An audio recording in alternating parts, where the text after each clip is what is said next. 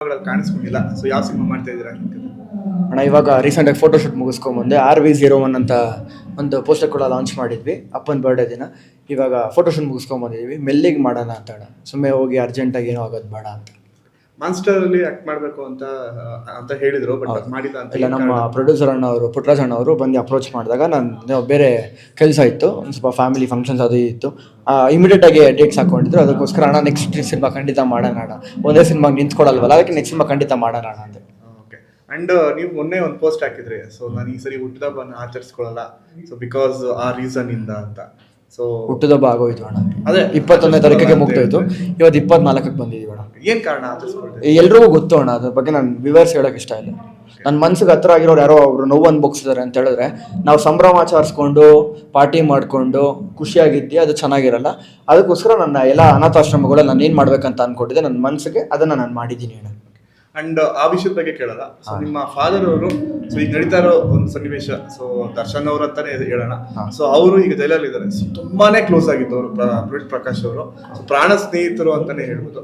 So ಅಪ್ಪ ಅಂತ ಬಂದ್ಮೇಲೆ, ಸೊ ನೀವು ಇವಾಗ ಸದ್ಯಕ್ಕೆ ಇಂಡಸ್ಟ್ರಿಯಲ್ಲಿ ಸಿನಿಮಾಗಳು ಮಾಡ್ತಾ ಇದ್ದಾರೆ. ಸೊ ಒಂದು ಅಪ್ಪನ ಬಗ್ಗೆ ಹೇಳಿದ್ರೆ, ಅವರ ಒಂದು ಬಾಂಡಿಂಗ್ ಬಗ್ಗೆ ಹೇಳೋದಾದ್ರೆ, ಮುಂಚೆ ಮಿಕ್ಸ್ ಆಗೋಯ್ತಣ್ಣ ನಿಮ್ಮ ಪ್ರಶ್ನೆ, ಗೊತ್ತೇ ಆಗಿಲ್ಲ ಯಾವ್ದ್ರ ಬಗ್ಗೆ ಕೇಳಿದ್ರೆ ಅಂತ. ಅಂದ್ರೆ ಮುಂಚೆ ಡೈರೆಕ್ಟ್ ಆಗಿ ಕೇಳಿ ಅಣ್ಣ ಪ್ರಶ್ನೆ. ದರ್ಶನ್ ಸರ್ ಅಂಡ್ ಪುನೀತ್ ಪ್ರಕಾಶ್ ಅವರು ಮುಂಚೆ ಹೆಂಗಿದ್ರು, ಸೊ ಅವ್ರ ಒಡೆತನ ಹೆಂಗಿತ್ತು, ನೀವು ಕಂಡಂಗೆ ಚಿಕ್ಕ ವಯಸ್ಸಿಂದ ಕಂಡಿದ್ದೀರಲ್ಲ, ಹೇಗಿತ್ತು ಅಣ್ಣ? ನಾನು ಎಲ್ಲ ಇಂಟರ್ವ್ಯೂಸಲ್ಲೂ ಹೇಳ್ಕೊಂಬಂದಿದ್ದೀನಿ.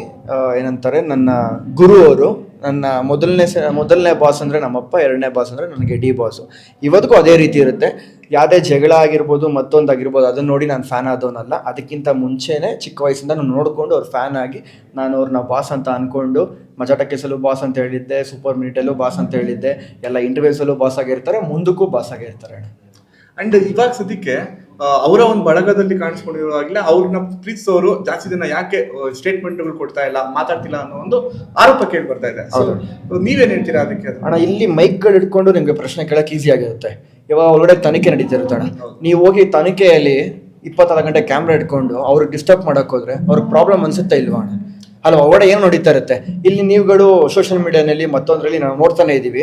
ಎಲ್ರಿಗೂ ಒಂದು ಅಂಬಲ್ ರಿಕ್ವೆಸ್ಟ್ ಮಾಡ್ಕೊತೀನಿ, ಇದಾದ್ಮೇಲೆ ನಾನು ಎಲ್ಲೂ ಕಾಣಿಸ್ಕೊಂಡಿಲ್ಲ, ನಾನು ಮಾತಾಡೋ ಸನ್ನಿವೇಶ ಇದೆ, ಹಂಗನ್ಬಿಟ್ಟು ನಾವು ಓಡೋಗ್ಬಿಡೋಕ್ಕಾಗಲ್ಲ. ಇದರಿಂದ ಇಂಡಸ್ಟ್ರಿ ಅವರೇ ಬಾಸು, ಎಷ್ಟೋ ಸಾವಿರ ಜನಕ್ಕೆ, ಹೀರೋಗಳಿಗೆ, ಹೊಸ ಕಲಾವಿದರುಗಳಿಗೆ ನಿಂತ್ಕೊಂಡು ಸಪೋರ್ಟ್ ಮಾಡಿದ್ದಾರೆ.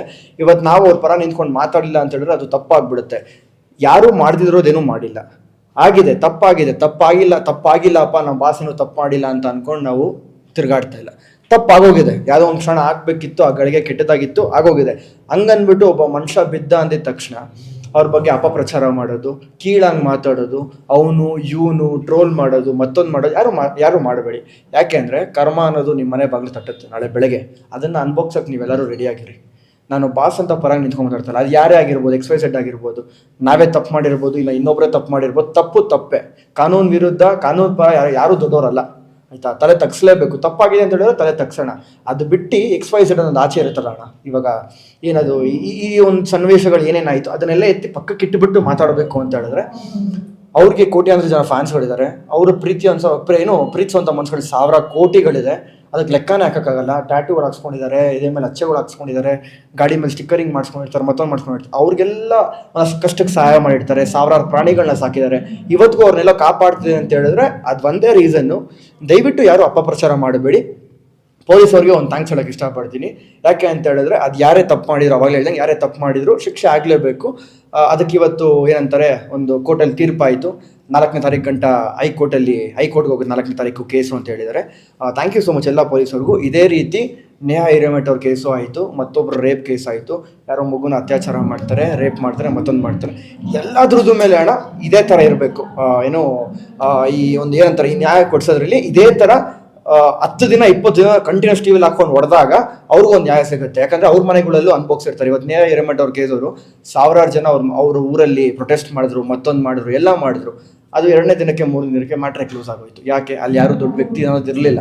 ಅದಕ್ಕೋಸ್ಕರ ಇಲ್ಲಿ ದರ್ಶನ್ ಅವರು, ಇಲ್ಲ ಡಿ ಬಾಸ್ ಅವರು, ಇಲ್ಲ ಮತ್ತೊಂದು ನೀವೆಲ್ಲ ಏನು ಕರಿತಾ ಇರ್ತಾರಲ್ಲ ಇವಾಗ ಮೀಡಿಯಾದಲ್ಲಿ ಕೂತ್ಕೊಂಡು ಅವರು ಇವರು ಅಂತ, ಅದಕ್ಕೋಸ್ಕರ ಅವ್ರು ಎಲ್ಲರಿಗೂ ಹೇಳ್ತೀನಿ, ಪ್ಲೀಸ್ ದಯವಿಟ್ಟು ಒಂದು ರಿಕ್ವೆಸ್ಟ್ ಮಾಡ್ಕೊತೀನಿ. ನೀವುಗಳೇ ಪ್ರಮೋಟ್ ಮಾಡಿದ್ದೀರಾ, ನೀವುಗಳೇ ಬೆಳೆಸಿದ್ದೀರಾ.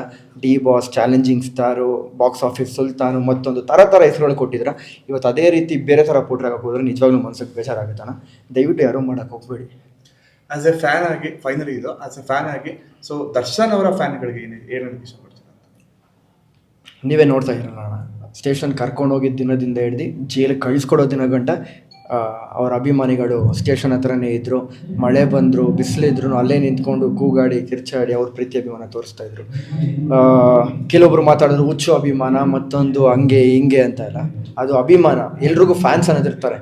ಇದು ಯಾರೋ ಒಂದು ಮೀಡಿಯಲ್ಲಿ ಕೂತ್ಕೊಂಡು ನೋಡ್ತಿದ್ದೆ, ಎಲ್ರಿಗೂ ಫ್ಯಾನ್ಸ್ ಅನ್ನೋದಿದ್ದಾರೆ, ಇವ್ರಿಗೆ ಅದು ಫ್ಯಾನ್ಸ್ ಅಲ್ಲ ಕಲ್ಟ್ ಅಂತ ಹೇಳ್ತಾ ಇದ್ರು. ಅದು ರಿಯಲ್, ಅದು ಆ ಕಲ್ಟೇ ಅಲ್ಲಿ ನಿಂತಿರೋದು ಇವತ್ತು. ಎಲ್ರಿಗೂ ಎಲ್ಲ ಫ್ಯಾನ್ಸ್ಗೂ ಥ್ಯಾಂಕ್ಸ್ ಹೇಳೋಕ್ಕೆ ಇಷ್ಟಪಡ್ತೀನಿ. ನಿಮ್ಮೆಲ್ಲರಿಗೂ ಬೇಜಾರಾಗಿದ್ದರೆ ಸಾರಿ. ಮತ್ತು ರೇಣುಕಾ ಸ್ವಾಮಿ ಅವರ ಫ್ಯಾಮಿಲಿಗೆ ಒಂದು ಕ್ಷಮೆ ಕೇಳೋಕ್ಕೆ ಇಷ್ಟಪಡ್ತೀನಿ. ನಮ್ಮ ಕಡೆಯಿಂದ ತಪ್ಪಾಗೋಗಿದೆ. ಆ ದೇವರು ನಿಮ್ಗೆ ಇನ್ನೂ ಶಕ್ತಿ ಕೊಡಲಿ ಇದನ್ನು ತಡ್ಕೊಳ್ಳೋಕ್ಕೆ. Thank you so much. Social ಮೀಡಿಯಾದಲ್ಲಿ ನೆಗೆಟಿವ್ ಪಾಸಿಟಿವ್ ಎರಡು ಕಮೆಂಟ್ ಆಗ್ತಾರಲ್ಲ ಅಣ್ಣ, ಫ್ಯಾನ್ಸ್ ವಾರ್ ಅಂತ ಮಾಡ್ತಾರಲ್ಲ. ಹೌದಣ್ಣ. ಫ್ಯಾನ್ಸ್ ವಾರಲ್ಲಿ ಈಗ ಆ ಫ್ಯಾನ್ಸ್ ಈ ಫ್ಯಾನ್ಸ್ ಕಮೆಂಟ್ ಆಗ್ತಾರೆ. ನನಗೆ ವಾರ್ ಬಗ್ಗೆ ಎಲ್ಲ ಗೊತ್ತಿಲ್ಲ ಅಣ್ಣ. ನಾವೆಲ್ಲ ವಾರ್ ಮಾಡೋಕ್ಕೆ ಹೋಗಲ್ಲ ಅಣ್ಣ ಯಾರೂ. ಅದು ಅವ್ರವ್ರು ಅಂದ್ಕೊಂಡು ಅವ್ರವ್ರು ಕಮೆಂಟ್ ಹಾಕ್ಕೊಂಡಾಗ ಅದು ವಾರ್ ಆಗುತ್ತೆ ಅಷ್ಟೇ. ದಯವಿಟ್ಟು ಈ ವಾರ್ ಅದು ಇದು ಯಾವುದೂ ಇಲ್ಲ. ಇವಾಗ ಎಲ್ಲರೂ ಸಿನಿಮಾ, ಇವಾಗ ಒಂದು ನಿಮಿಷ ಅಣ್ಣ, ನಿಮ್ಮ ಪ್ರಶ್ನೆ ನಾನು ಉತ್ತರ ಕೊಟ್ಬಿಡ್ತೀನಿ. ಇವಾಗ ಎಲ್ಲರೂ ಸಿನಿಮಾ ರಿಲೀಸ್ ಆದಾಗ, ಇವಾಗ ಸುದೀಪ್ ಅಣ್ಣನ ಸಿನಿಮಾ ರಿಲೀಸ್ ಆಯಿತು, ಬಾಸ್ ಫ್ಯಾನ್ಸ್ ಹೋಗಿ ನೋಡ್ತಾರೆ, ಶಿವಣ್ಣನ ಫ್ಯಾನ್ಸು ಹೋಗಿ ಸಿನಿಮಾ ನೋಡ್ಕೊಂಡು ಬರ್ತಾರೆ, ಅಪ್ಪು ಸರ್ ಫ್ಯಾನ್ಸ್ ಹೋಗಿ ಸಿನಿಮಾ ನೋಡ್ಕೊಂಡು ಬರ್ತಾರೆ. ಯಾಕೆ?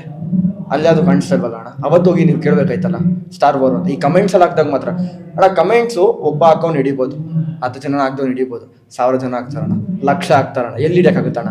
ಅಂಥವ್ರ ನಾವು ಸ್ಟಾಪ್ ಮಾಡೋಕ್ಕಾಗಲ್ಲ. ಕೆಟ್ಟ ಕಮೆಂಟ್ಸ್ನ ಯಾವತ್ತೂ ಯಾರನ್ನೂ ಸ್ಟಾಪ್ ಮಾಡೋಕ್ಕಾಗಲ್ಲ. ಅದು ಅವ್ರ ಡ್ಯೂಟಿ. ಕಮೆಂಟ್ಸ್ ಹಾಕೊಂಡು ಕೂತ್ಕೊಳ್ಳೋದೇ ಅವ್ರ ಡ್ಯೂಟಿ. ಇವಾಗ ನೋಡಿ, ಈ ವಿಡಿಯೋ ಬಿಡಿ ಅಂತೀನಿ, ಈ ವಿಡಿಯೋಲಿ ಒಂದು 10 ಕಮೆಂಟ್ ಹಾಕ್ತಾರೆ ಬಂದೇಲಿ, ಅದು ನಮಗೆ ಚೆನ್ನಾಗಿ ಗೊತ್ತು. ಹಂಗನ್ಬಿಟ್ಟು ನಾವು ಸುಮ್ಮನೆ ಕೂತ್ಕೊಳಕ್ಕಾಗಲ್ಲ. ನಮ್ಮವ್ರು ಯಾರೋ ಕಷ್ಟ ಅನ್ಭವಿಸ್ತಿದ್ದಾರೆ ಅಂದ ತಕ್ಷಣ ನಾವೆಲ್ಲೋ ಒಂದು ಕಡೆ ಮೂಲೆಯಲ್ಲಿ ಕೂತ್ಕೊಂಡು ಬಿಡಪ್ಪ ಹಿಂಗೆ ಆಗೋಯ್ತಲ್ಲ ಅಂತ ಹೇಳೋಕ್ಕೂ ಆಗಲ್ಲ. ಆಗಿದೆ, ತಪ್ಪಾಗಿದೆ. ತಪ್ಪನ್ನ ತಿರ್ಗಾ ಅದನ್ನೇ ಪದೇ ಪದೇ ಬಂದು ಕಮೆಂಟ್ ಹಾಕೋದು, ಕೆಟ್ಟದಾಗಿ ಟ್ರೋಲ್ ಮಾಡೋದು, ಅದು ಯಾವುದೋ ಬೇರೆ ವಿಚಿತ್ರ ರೀತಿಯಲ್ಲಿ ತಿರುಗಿಸೋದು ದಯವಿಟ್ಟು ಯಾರು ಮಾಡಬೇಡಿ ಪ್ಲೀಸ್. ಥ್ಯಾಂಕ್ ಯು ಅಣ್ಣ, ಥ್ಯಾಂಕ್ ಯು. ಎಲ್ರಿಗೂ ಒಳ್ಳೇದಾಗಲಿ. ಏನಾದರೂ ತಪ್ಪು ಮಾತಾಡಿದರೆ ಕ್ಷಮಿಸ್ಬಿಡಿ ಅಣ್ಣ. Thank you.